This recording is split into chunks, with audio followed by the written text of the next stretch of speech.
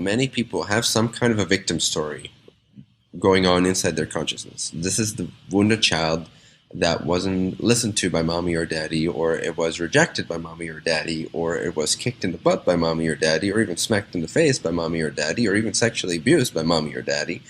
And when these experiences happen, especially at an early age, we don't have the mechanisms to cope with it. So in a sense, we're storing this trauma for later on to be dealt with. This is natural as far as these things are natural. This is natural. This is the way it is. So we don't, at those levels of our brain development, we don't have the tools, we don't have the consciousness to, in a way, handle those traumatic experiences and channel them and integrate them and heal them and acknowledge them appropriately.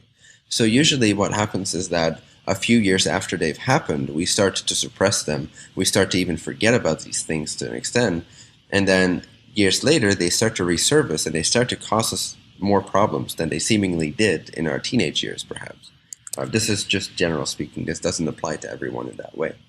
But this is just one example of how this trauma can develop itself.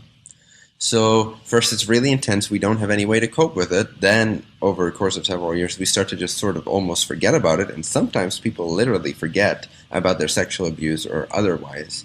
And they literally, at the age of 35, they remember, oh my God, I've been abused by this person or that person when I was at this age. And they actually did not remember for 20 years. So this is because we can't cope with it. And it doesn't serve us for it to be present to us until we reach a vibrational level of consciousness where we gain the tools to integrate and learn from these experiences. And then these things at the right timing will start to resurface to us. Or even if we did remember them, but vaguely, they start to become more in our face again. We start to feel limited by them in our endeavors. We start to feel hurt by them again. So at these times, the wounded inner child, and also the wounded inner child can be as simple as, daddy didn't listen to my plan to save the world. Okay, it doesn't always have to be sexual abuse. We all have different ways of being sensitive and different lessons. So if our parents are simply just harsh with us or don't really see us for who we are, that can also be very painful for the inner child. So don't judge the inner child based on like, well, other people are sexually abused and I haven't been, so I should get over myself. Yes, you should. But the way to do that is acknowledgement. It's self-love, right? It's always self-love. It starts with self-love and it ends with self-love. And in the end, self-love is love for all that is, because the self is all that there is. So self-love can take you all the way from start to completion, to infinity. It's the gate. Love is the gate. So how do we best access or heal the wounded inner child? Acknowledgement, first of all.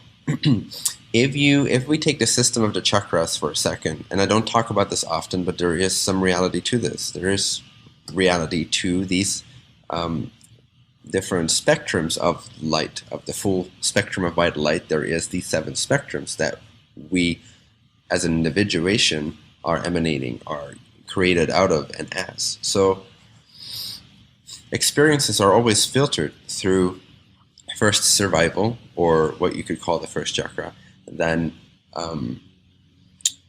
a personal identity, then our relationship with the world and other people, or the third, then through love and the expansion of understanding or compassion, then through authentic expression and the emerging of wisdom, then through the center of unity and light, and then ultimately through universal oneness, or seeing the cosmic unity of it all.